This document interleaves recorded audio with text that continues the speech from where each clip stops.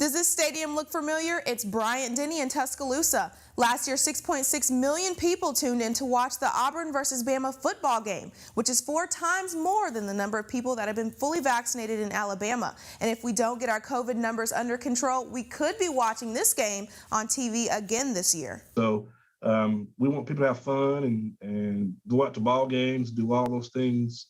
But if you can't separate yourself from people in a reasonable manner, then you should probably wear a mask. The Alabama Department of Public Health reports over 3 million COVID-19 doses have been given out, with around half of those people being fully vaccinated. And just look at our data from April until now, and we had over 500 deaths from COVID. Community members have taken matters into their own hands. Many, like the Alabama NAACP president Bernard Simulton, have organized their own vaccine-related events. We have to take this on our own because we're the one that's going to suffer if we don't get the vaccinations. 1/3 of people in Alabama are fully vaccinated, which is one of the lowest rates in the country. The national average is around 49%. The important thing is, how do we take that percentage and motivate others who are not getting the vaccination?